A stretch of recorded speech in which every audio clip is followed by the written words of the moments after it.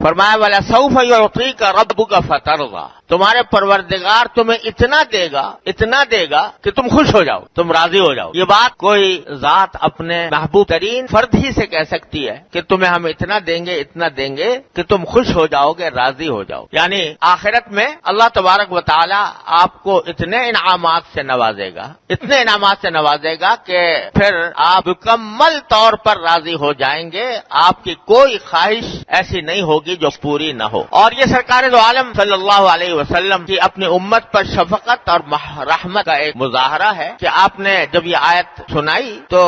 صحابہ کرام سے خطاب کرتے ہوئے یہ بھی فرمایا کہ اللہ تعالیٰ نے مجھ سے یہ وعدہ کیا ہے کہ میں اتنا دوں گا کہ تم راضی ہو جاؤ گے، تم خوش ہو جاؤ گے، تو میں اس وقت تک راضی نہیں ہوں گا جب تک کہ میری امت کا ایک فرد بھی جہنم میں موجود ہے۔ اللہ تبارک و تعالیٰ سے یہ درخواست کرتا رہوں گا کہ میری امت کے لوگوں کو، یعنی وہ جو ایمان لائے ہوئے ہیں امت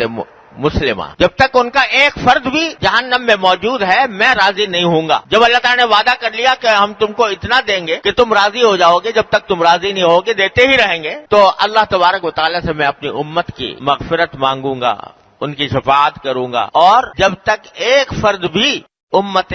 مسلمہ کا باقی ہے جہنم میں، اس کو جب تک نکال نہ لوں اس وقت تک میں راضی نہیں ہوں گا۔ یہ کتنی بڑی عظیم بشارت ہے اس امت مسلمہ کے لیے، نبی کریم سرور عالم صلی اللہ علیہ وسلم کی امت کے لیے، اور اللہ تبارک و تعالیٰ کا انعام و کرم ہے کہ اللہ تعالیٰ نے ہمیں آپ ہی کی امت میں داخل فرمایا۔ تو یہ عظیم بشارت ہے کہ کوئی فرد بھی جو نبی کریم صلی اللہ علیہ وسلم پر ایمان لایا اور ایمان لانے کے طریقے سے ایمان لایا تو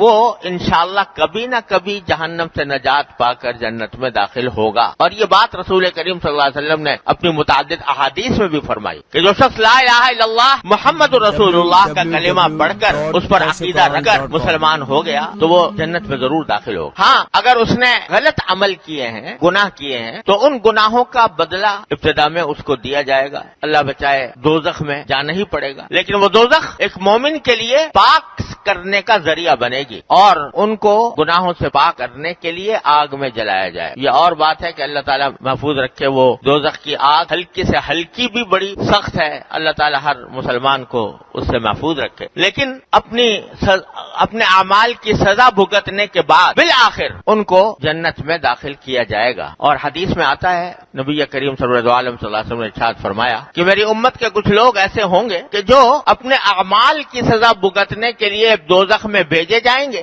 اور وہاں دوزخ میں رہتے ہوئے وہ جھلس جائیں گے، اللہ تعالیٰ حفاظت فرمائے، آگ سے جھلس جائیں گے، اور اسی جھلسی ہوئی حالت میں جب وہ اپنی سزا پوری کر چکے ہوں گے تو پھر ان کو نکالا جائے گا، اور نکال کر ان کو پھر اثر نو اللہ تعالیٰ ان کی نشو و نما فرمائیں گے۔ وہ جھلسا ہوا جسم جو آگ سے بری طرح جھلس چکا ہے وہ فرمایا کہ وہیں سے وہ اگنا شروع ہوگا، اور اس طرح اگے گا۔ حدیث میں اس کی مثال یہ بیان فرمائی کہ جیسے سیلاب کے اندر بہتا ہوا کوئی دانہ آ جاتا ہے، چنے کا دانہ مثلا یا کسی اور نباتات کا دانہ، تو وہ جس طرح اگنا شروع ہوتا ہے اور پھر یہاں تک کہ کوپل بنتا ہے، کوپل سے پودا بنتا ہے، پودے سے پورا درخت کی شکل اختیار کر لیتا ہے، تو یہ لوگ جھلسنے کے بعد انہی کے جھلسے ہوئے جسم سے ان کے نشو و نما شروع ہوگی اور وہ کوپل کی شکل اختیار کرتے ہوئے پھر آن کی آن میں تھوڑی ہی دیر میں وہ بالکل بھلے چنگے انسان کی شکل اختیار کر لے، اور پھر ان کو جنت کی طرف لے جایا جائے گا اور پھر جنت میں داخل کیا جائے گا۔ اور جو حضرات شروع سے جنت میں ہیں وہ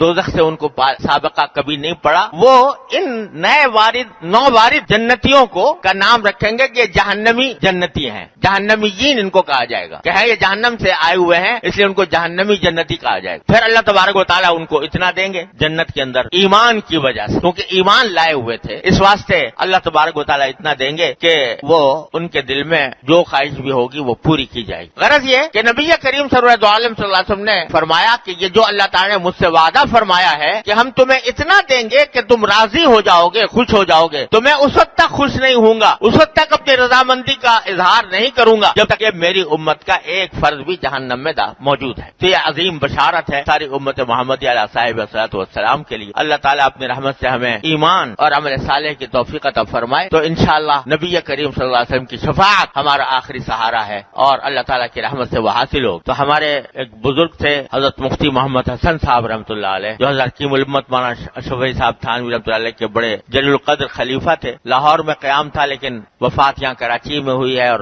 سوسائٹی کے قبرستان میں مدفون ہے۔ وہ فرمایا کرتے تھے، بڑے پہنچے ہوئے بزرگ تھے، فرمایا کرتے تھے کہ یہ ایمان بڑی نعمت ہے، ایمان بڑی نعمت ہے، اس ایمان کو بچا بچا کر کسی طرح قبر تک لے جاؤ، اس ایمان کو بچا بچا کر کسی طرح قبر تک لے جاؤ، آگے جیت ہی جیت ہے۔ تو اللہ تبارک و تعالیٰ نے ایمان اتنی بڑی دولت عطا فرمائی، اللہ تعالیٰ ہمیں اس ایمان کی حلاوت عطا فرمائے اور اس ایمان پر ہماری زندگی ہو، اس ایمان پر ہمارا خاتمہ ہو۔ تو یہ ایمان ایسی چیز ہے کہ جب یہ موجود ہے تو نبی کریم سرور عالم صلی اللہ علیہ وسلم فرماتے ہیں کہ میں رہنے دوں گا جہنم میں رہنے نہیں دوں گا کسی بھی مومن کو۔ اللہ تعالیٰ اپنی رحمت سے اسی ایمان پر ہمارا خاتمہ فرمائے۔